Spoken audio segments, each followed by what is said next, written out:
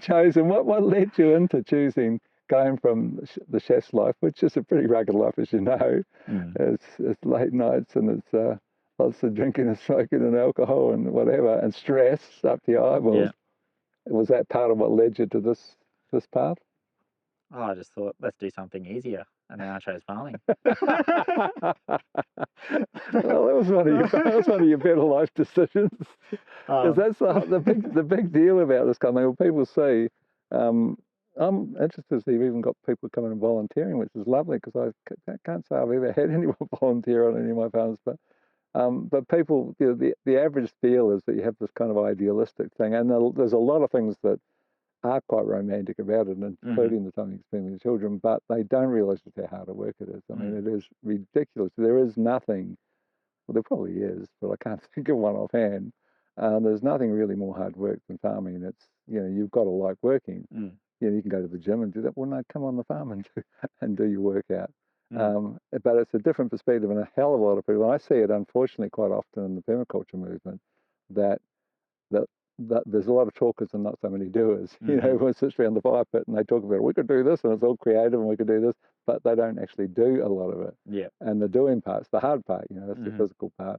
So you obviously like hard work, do you? Yeah, well, must do. I'm my mother's son.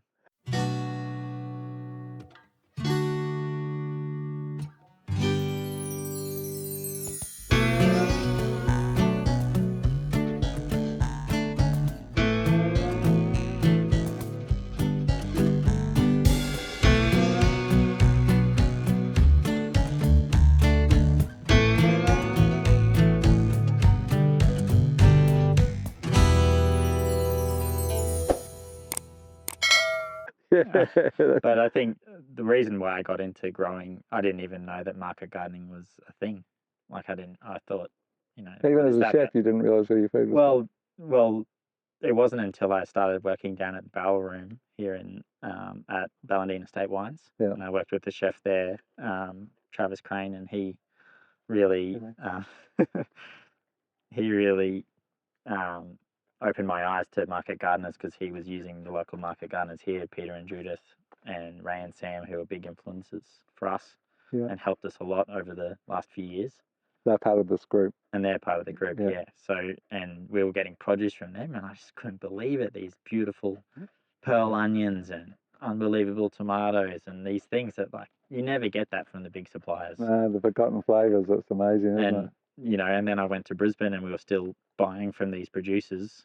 Oh, they were supplying the restaurant that you were managing in Brisbane. Yeah, okay. And I was, you know, they were sending stuff up in styrofoam boxes on crisp coaches on the bus. Ah, okay. Because they couldn't afford to put it on a pallet and all this sort of thing. So then we were racing to the bus stop to pick up the veggies. Oh, so that worked. And that's interesting. And then so it's quite fun. And then I would bring the styros back when I'd come back to visit, and then I'd always go out and walk around in there, walk the rows, and, you know, talk about the flowers, things that have bolted, and we can use this and we can use that. And it was just really realizing that actually what we do in the kitchen is just, you know, secondary to the actual production. When you start with a tomato as good as that, or a, you know, even a simple onion or a leaf of kale that's so flavoursome, all you need to add was a bit of salt and a bit of fire, and that's enough. And then that really got me interested in it. And then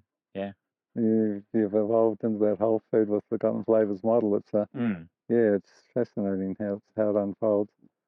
I mean, I remember with our first attempt at cider, making apple cider. Of course, it's not a cider area. We don't have cider apples. You know, we're supposed to make cider from the varieties that we sell that are table apples.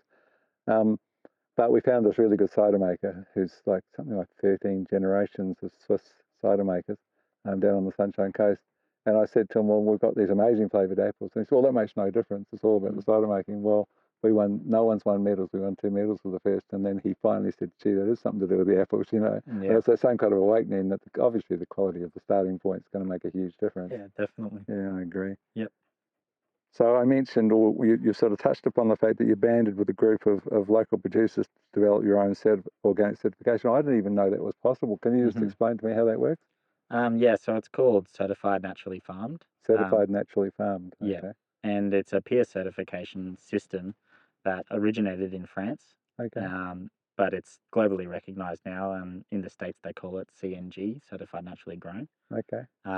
And yeah, basically once a year, all the farmers in your area or in your group, that's usually done by regions, and all the farmers go to all the farms. And you have your own self-auditing. Yeah, so there's a auditing sheet, I guess, like a run sheet of sorts, and then you just go through all your practices and everything, and then if everyone approves and signs off on it, then you're good to go. And it basically follows the Australian organic standard. Yeah. But without the price tag and the bureaucracy. Yeah, and I've seen in your case, I mean, you stick to it rigidly, and that's how it should be. It's a great concept. I just didn't know it was possible before. It's a very good model, and then that allows you. It's classed as being organically certified. Yeah, so it allows us to sell into Northey Street, which is an organic only market. Yeah, that's great. That's a really good thing. And then the networking with all the farms. There's I think 10 or 12 farms now, so we all go to each of the farms every year and pick up little tips and tricks, and everyone's got new ideas happening. So really good. I mean, that's a kind of a no-brainer idea, really. Yeah. That networking thing of learning from your peers, and you're all doing the same thing. You're all trying to achieve the same goals. There'll be lots that one person would learn they could share. It's like a little community. It's great. Yeah, really, definitely. Really good concept. So in this model, I mean, I had a little bit of research on how it works. You track minutes per task and design layouts for flow and batch jobs and minimize. Often they'll have a tool shed in the middle of the paddock so you don't walk far with your tools and all sorts of things. Is it difficult to be that rigidly organized? Yeah, we're not there yet. Okay. We're not that. Oh, you pulled that's your tool shed 500 meters away. Well, I half built one. Did you? And then I ended up buying that little red trailer and making that my tool shed because we've got another patch which is about 800 meters away. Okay. And so rather than having to pull all the tools out of a shed and put it in a trailer, I just have that trailer and I can pull it to where I need it. Oh, that's a good idea. And so sort of we're getting there slowly, but I don't time my jobs. But it strikes me as being kind of I should. Yeah, well, I think it's like it actually really appeals to me. I mean, I'm not actually that super organized myself, but the whole concept, it would be really satisfying to pull off. Like your mum wants to do everything that you don't go somewhere with empty-handed. You take something with you, but that model of just improving efficiency down so that it's just clicking like clockwork will be so satisfying. Yeah, it's a cool concept. No, it's definitely, and having your standard operating procedures, I guess, is the thing. Like, this is how you flip a bed. Cut the plants off at the surface, broad fork, amend with compost. Oh, so when you cut, so just each of those things separately. So your endocrine, you cut off on the roots, which are actually at least half of the organic matter. They stay there and break down. Yeah. And the no-till model. That's interesting. Yes. Very rarely do I pull a plant out. Okay. It's only really if it's really going to get in the way of the seeder. Yeah. I'll have to either put a bit more compost on so that I can seed into that. Yeah. Or I just have to cut down a little bit deeper, but I still leave the majority of the roots in the ground. Yeah, and I think that's really helped with, like you said, it's like walking around on a sponge. It's soft. Yeah, it is. It's exactly that. And of course, that's all going to convert to organic matter in that little hothouse that you've got happening with all the biology working. It's perfect. It's a really good idea. Basically, this is considered to be not an input-driven system, but a knowledge-driven system. And I know that you have headphones on a lot, and you do a lot of learning online with podcasts and whatever. Yeah. Yeah. Yeah, heaps of podcasts. No-till growers, or Growers Daily, it's called now. They do one every day. Growers Daily. Oh, do they? And Jesse Frost, he's pretty awesome, and he talks about all sorts of things, including soccer. So it's kind of, but yeah, it's ecological farming, they call it. Justin, he's a soccer player as well. just to play soccer, so that would fit nicely. Cool. But yeah, and then there's Jesse the Market Frost. Gardener and Jesse Frost. And what's the podcast called again? Growers Daily. Growers Daily. Yeah, it's interesting. But yeah, there's heaps. The Market Gardener, which is Jean Martin's. Oh, that's Jean Martin's. It's really good. And then there's heaps. Yeah. Yours? Yeah. Yeah. Haven't had one for a while. Yeah, I know. It's been. I started doing the video series, and it's been, that and writing blogs has been all consuming. That I need to I need to start back and start on the podcast again. So it's on the agenda. Nice. How would you describe your soil management philosophy in one sentence? A sentence. How concise can you be? I guess disturb as little as possible. Yeah, well, that's the no-till model. That's exactly disturb as little as possible. Keep it planted as much as possible, and I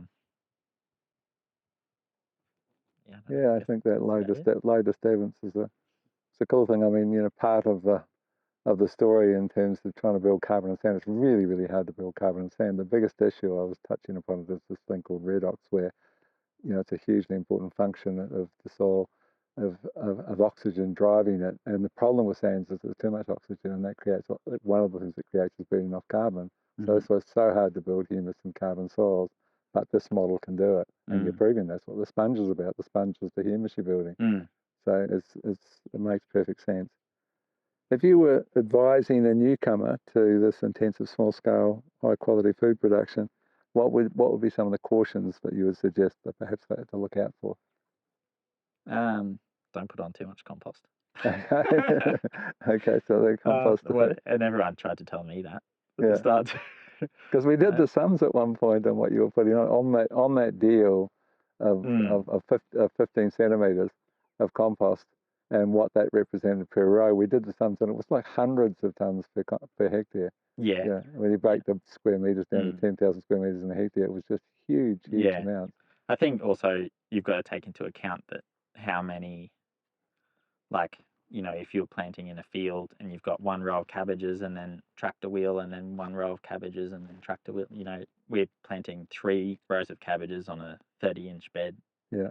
And then you've got a 50 centimeter pathway, and then you've got another row of whatever. Yeah. Beans or, something. Yeah. And because you've got so much, like, you need a fair bit there to support that amount of plants. I don't know, maybe it's just it's how it works in my head. It's just the potential. Any other kind of cautions? It's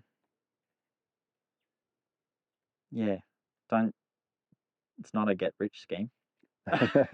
Yeah. It's a lifestyle. Yeah. I think there's a lot of videos online about, make $250,000 on an acre of land and blah blah blah, and it's definitely doable, but it takes a shitload of work. I mean, a lot of work. Yeah.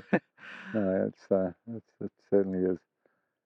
It's not a get rich quick scheme. There's no doubt about that. From your perspective, because I mean, when we talk about wealth, I guess it's not just money. It's life and life's experiences and so forth. And in this instance, you've got a young family. You've got 2 young children. Growers, you often hear sing the. I remember I had an organic turmeric grower. I needed some turmeric because I needed to freeze dry. You need a ton, and I didn't have a ton left of turmeric, so I put the word out that I needed, I think, 300 kilos or 400 kilos to top up to a ton of organic turmeric. And the young bloke arrived, and there was 2 kids with him, and he was growing organic turmeric, and he was talking about the difference between him and his mates driving to Brisbane an hour and a half in the traffic, in some instances, sitting in front of a computer screen all day and then driving back again. And he said during that time he's got his kids with him out in the paddock the whole time. He's got, it's actually a much more better vehicle for enjoying family time. And of course, the way that you're growing makes it even more so, because you can't really take your child when you're out spraying fungicides or insecticides and have them even in the cabin or even around you. Because, I mean, one of the stories that always stuck with me, and it's led me, even though I'm not certified organic on my farms, I won't use chemicals ever. I'll never use them. It's just what it is. But one of the things that you have, these little things that stick, and it was like a 60 Minutes thing or something years ago. And they basically said, this guy said, this farmer in the start scenario, so I'm wearing the spacesuit and I've got all, I'm protecting myself when I do it. So they put this dye in the spray that he was using that you could pick up with a special camera. And then he takes off all the suit and he walks in, and there's just splore marks on the floor of the chemicals that are still on his body. he sits on the couch and there's a big shadow of where it is, and everything he touches has got chemicals on it. It's pretty hard to escape them when you spend a whole day spraying them. Everyone knows they've all had chemicals on them. It's on your skin, it's in your body, and you know, it's an issue. Your skin is an organ. Yeah, you know, exactly. That's what people don't sort of forget. So, do you feel sort of lucky or privileged to have avoided that kind of lifestyle? I mean, you had the other lifestyle. Yeah. And you know, like, I probably could at this stage of my cooking career could be earning pretty good money, but it would be, 12-hour days, 5 days a week, 6 days a week, maybe more, up to 16-hour days. Yeah. That's what I was doing in Brisbane.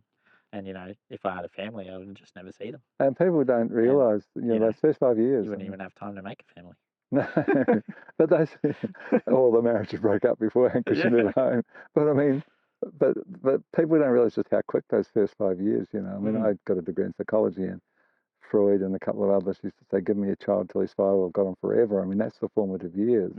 And, it's one of the great regrets of that nurse who wrote the book called The Top 5 Regrets of the Dying, used to be just men, because men missed it, was that they missed the early years of the kids, and they realised later that everything else they were chasing was kind of meaningless. They missed this precious time, and now it's women, because women are out working it when the child's a year old, whatever. So now they've come to that treadmill a little later, and they feel the same way at the end of when you see things clearly at the end of, and then you have these regrets because you realise, oh my God, I had this short journey, and on some levels I blew it, and that's one of the ways that they feel they blew it. Yeah, well, I think, Daisy's a bit young to be in the paddock at the moment, but she's still sort of in the pram. But Florence is, she's got a little wheelbarrow and shoveling compost, and she's out there pulling carrots and eating them with the dirt on them. Yeah. As you should be, and you can, because there's no chemicals on it. Just ripping a capsicum off and eating it, eating whole tomatoes, Garlic she eats for raw, doesn't she? Yeah, raw garlic. That's amazing, and she loves it. She don't want to be inside. Yeah. I mean, that's a hell of a childhood. Yeah, you can't really put a value on that. What tasks have you worked hardest to eliminate or to simplify? It's part of the model, is trying to make things easier. I suppose you've got the mobile workshop, the mobile tool shop, which is a good idea. Yep, that's been good. I think the spreading of material is the biggest bottleneck, and then also the wash and pack. Yeah.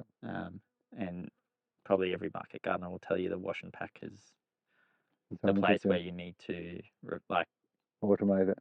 Well, just get your efficiencies sorted, and we haven't built it yet, but I've got a foot pedal washer that I'm going to install over a bathtub, so I can wash bunches of things hands free, without having to hold the hose. So I've got 2 hands to little things like that that just shave seconds off different tasks, and it all counts. And then spreading material, spreading wood chips, and spreading compost. And then we've been working towards having a bobcat. And then basically when we do have the bobcat here, we use that, and then we use 3 wheelbarrows, and then we can dump 1 bobcat load into 3 wheelbarrows, and then cart it out with wheelbarrows, because the work in wheelbarrowing is shoveling it into the wheelbarrow. Yeah, otherwise you're just tipping it out. So that'll speed it up a lot. And that's much better. Yeah. So it's like whatever farming thing, it's boys' toys sort of thing in terms of tools. And there are a whole series of specialised tools, and we'll talk about this lettuce harvester, which apparently was developed by a 12-year-old who had to harvest by hand like you're doing, and come up with this whole idea. Oh, really? Apparently it came from a 12-year-old's invention. They patented it, and it's become this huge thing for greens and harvesting greens much more rapidly. We'll demonstrate it a little later. But amongst those tools, there's walk behind hoe, there's the seeder. I think you've got the wonderful seeder. What are your favourites? Obviously the broad fork one. The broad fork, definitely the bed, 75 centimetre bed prep rake, which is like a very light aluminium rake. That's the exact width of our beds, and that thing probably gets the most use out of anything. So how does it work? Does it raise the beds as well? No, it's just a. Is that whether you just drag along? It's just a rake. It's just a hand, I put a bush stick on it, and that's the handle, and it's I don't know, it's just really light and easy to use, and it just makes the perfect seed bed. You know, and if I'm incorporating any other amendments or that little compost addition, and just to level it out, it's really good. And then a bobcat would be. The bobcat's coming soon, but tell me about this Jang or whatever it's called. The Jang cedar, yeah. Jang So it's a I believe it's is it Korean or Japanese? I can't remember now, but it's basically a precision seeder that will singulate fine seed, pretty well singulate, carrot and lettuce seed, like those super fine seeds. And then it's gear driven, and you can adjust the gears so that you can adjust the spacing. And there's like 80 or 60 or 80 different rollers I think you can get for the different seeds. So it's really accurate and really fast. And like I can seed a 23-meter bed of carrots in 5 minutes. Oh, that's so different. So the tools can make a huge difference, can't they? I mean, it used to be the standard tool. Oh, that's the rake. Thought he was going to show us the rake. She's a big one, all right? Yeah, so it's just a rake. With the curved tines. With the curved tines, but it's super light. Like it's. I need to get me one of those. Yeah. And it does the job. And so you haven't found a need for a walk behind hoe. I suppose you're not cultivating, so you don't really need the not walk behind hoe, the wheeled hoe has all the different fittings on it, and you can do weeding and so forth, and it has the. I mean, it would be good for the pathways. Like the pathways now haven't had a wood chip addition in about 18 months, and they're starting to get quite weedy. Okay. So I use a stirrup hoe for that, just to knock out the weeds in the pathways. But I mean, a wheel hoe would probably make it a bit easier. Yeah. But I don't really do that much cultivating, so.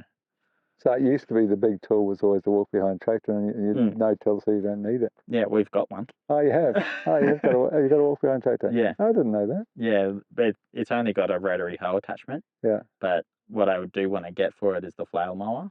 Okay. So that's something I want to start incorporating a lot more in the system, is cover crops and then just using the flail mower and then tarping and. And so you've seen, but just concluding, you've seen good measurable benefits with multi-species cover crops, have you? Yeah, definitely. Yeah, it's a cool thing to do. Isn't it?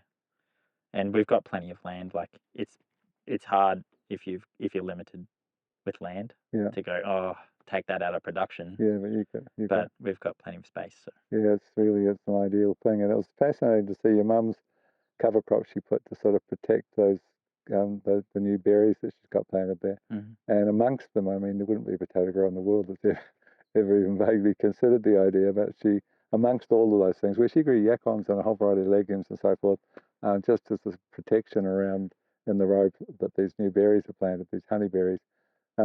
But the potatoes were just ridiculous. I mean, it was the whole idea of biodiversity, which is totally ignored in monoculture, is that plants like each other, and there's certain plants like other plants more than others, and something in that mix has stimulated the potatoes, and that really should be researched and find out what it is, because you should plant them as a companion crop, because it was a tremendous outcome. It's just like really good yields on the potatoes. Yeah. It's always this journey of learning, isn't it? And I think, like, I try and obviously do crop rotations, but it's sort of on a bed by bed basis. But like sometimes, I'd like to get a lot more in trialing some intercropping, which I have done. Like I've got a bed of carrots that didn't they germinated okay, but then they got sizzled in the heat as little tiny seedlings, so there's quite sparse in the bed. So then I just transplanted a heap of lettuce through in the gaps, and they'll just grow together, and Yeah, that's really good. I mean, there's I've sort of burned to my mind as a Canadian grower who's done all of my courses, but we went to his farm, and it's I think 100-acre organic family farm, but they got a 1-acre climate controlled greenhouse, and they grow on the soil in the greenhouse. They grow tomatoes like this one. But he's got all of the underplanted crops, and he does IPM, and he brings in the bugs, and it's certified organic. But what fascinated, because it was largely broadacre farmers on the visit that I went who'd come along just out of a bit of curiosity, what's this nonsense about, sort of thing, and was the actual turnover potential. You hear these kind of talks, but this was actually real his turnover on 1 acre was 1.28 million. Wow. It was just this ridiculous thing of, growing capsicums, Lebanese cucumbers and tomatoes, and growing them full season in that control. He's got little bumblebee nests in there. It's just foliar sprays, does all the things. He does one of the things that, because you could afford to do it in that context, was that I've never seen earthworms like it ever. I've never seen that many earthworms. We do counts, and you're trying to get 25 per shovelful. I mean, there were so many in the shovelful you couldn't count them. Yeah. But he's growing and not compost, but vermicast. Is literally growing the crop in vermicast, and the secret to that was really simple but expensive. It was 2 or 3 or 400. So it was between 200 and 400. I can't remember the figure, and I usually do, but for some reason it's blank. 200 to 400 litres of fish in that 1 acre. That's like a ton of fish per hectare. It's a lot. And fish has got everything. It's got all the ocean minerals, and worms just love fish. They go crazy over it. So you've got the feed up, the follow-on effect. You've got all of the NPK organically from the fish, but at really high rates. And then you've got the worms that love it, and they then provide the fertilizer. So it's a really nice model. And that was just a wake-up call of what's possible at the top end of the scale. And we measured with the microbiometer, and that remains the highest reading I've ever measured in the soil. It was 2,240, which is like phenomenal. You want to be above 400. So, so that was just a demonstration of what's possible when you're sort of on a similar start to a similar path. So, hopefully. So congratulations on what you achieved here. Thank you. I've been super impressed with your development as you've moved along. Every time I come, I'm sort of amazed at what you're achieving. But thanks for sparing the time, because you should be out working, mate. Got tomatoes to pick. You have to. Quite a few. So thank you. No, thanks for coming. Yeah, appreciate it. Pleasure.